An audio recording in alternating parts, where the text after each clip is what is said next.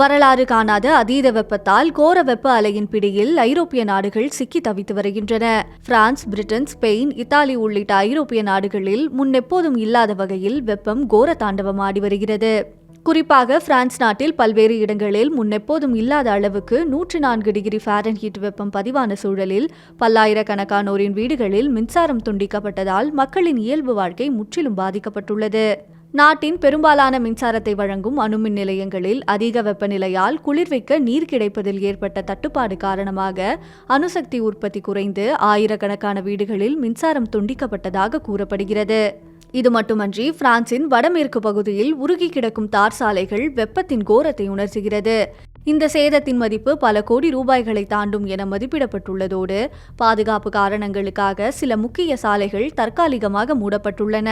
இப்படி வாட்டி வதைக்கும் வெப்பத்தில் இருந்து தப்பிக்க மக்கள் ஆறுகளுக்கும் கால்வாய்களுக்கும் படையெடுத்து வரும் சூழலில் கடந்த ஒரே வாரத்தில் மட்டும் பிரான்சில் நீர்நிலைகளில் இறங்கியவர்களின் 40 பேர் தண்ணீரில் மூழ்கி உயிரிழந்துள்ளதாக அந்நாட்டு பிரதமர் செபாஸ்டியன் லெகர்னு அறிவித்துள்ளார். இதேபோல் பிரிட்டனில் 35 டிகிரி செல்சியஸை கடந்து கொளுத்தும் வெயிலால் கடந்த புதன்கிழமையன்று ஆயிரக்கணக்கான பள்ளிகள் வழக்கத்திற்கு மாறாக பள்ளி நேரம் முடிவடைவதற்கு முன்னரே மூடப்பட்டன.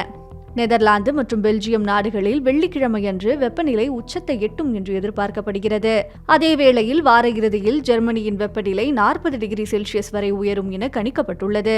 ஐரோப்பாவில் தற்போதைய அதீத வெப்பம் தொடர்ந்து நீடிப்பதற்கு ஒமேகா பிளாக் எனப்படும் வளிமண்டல காற்று நகர்வற்ற சூழலே காரணம் என்று நிபுணர்கள் கூறுகின்றனர். கிரேக்க எழுத்தான ஒமேகா வடிவில் உருவாகும் இந்த வானிலை அமைப்பு கடுமையான வெப்ப காற்றை ஐரோப்பிய பகுதிகளை நோக்கி இழுத்து வருகிறது. அதே நேரத்தில் காற்றில் ஈரப்பதமும் வேகமும் இல்லாததால் அந்த வெப்பம் நகராமல் ஒரே இடத்திலேயே தேங்கி நிற்கிறது. இந்த காற்று முடக்கத்தின் காரணமாகவே ஐரோப்பிய நாடுகளில் வெயில் கொளுத்தி வருவதாக நிபுணர்கள் விளக்குகின்றனர். வழக்கத்திற்கு மாறாக நிலவி வரும் இந்த அதீத வெப்பத்திற்கு பொதுவான காலநிலை மாற்றம் மட்டுமன்றி மனிதர்களின் செயல்பாடுகளும் முக்கிய காரணம் என கிளைமாமீட்டர் என்ற வானிலை ஆய்வு மையத்தின் புதிய ஆய்வில் தெரியவந்துள்ளது. குறிப்பாக நிலக்கரி, எண்ணெய் மற்றும் எரிவாயு ஆகியவற்றின் அதிகப்படியான பயன்பாட்டால் ஏற்படும் உலகளாவிய வெப்பநிலை உயர்வே இதற்கு முதன்மை காரணியாக குறிப்பிடப்பட்டுள்ளது. இந்த சூழலின் காரணமாக தற்போதைய சராசரி வெப்பநிலையானது இயல்பான அளவை விட சுமார் 2 முதல் 4 டிகிரி செல்சியஸ் வரை அதிகரித்துள்ளதாகவும் அந்த ஆய்வறிக்கை எச்சரிக்கிறது.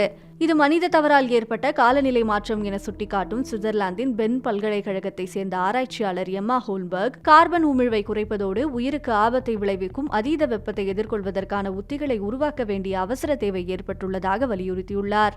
இத்தகைய கடுமையான வானிலை மாற்றங்களால் ஒவ்வொரு ஆண்டும் சுமார் 5 லட்சம் மக்கள் உயிரிழப்பதாக நிபுணர்கள் கவலை தெரிவிக்கின்றனர். கடுமையான வெப்ப அலையானது ஏற்கனவே இருக்கும் இதய நோய் போன்ற உடல்நல பாதிப்புகளை மேலும் தீவிரமாக்குகிறது. இருப்பினும் இவை நேரடியாக இறப்புக்கான காரணமாக பதிவு செய்யப்படாததால் உண்மையான உயிரிழப்புகளின் எண்ணிக்கை இதைவிட மிக அதிகமாக இருக்கக்கூடும் என்று கூறுகின்றனர். இந்த வெப்ப அலையின் தாக்கம் குறிப்பாக கர்ப்பிணி பெண்கள், குழந்தைகள் மற்றும் முதியோர்களை மிக கடுமையாக பாதித்துள்ளது.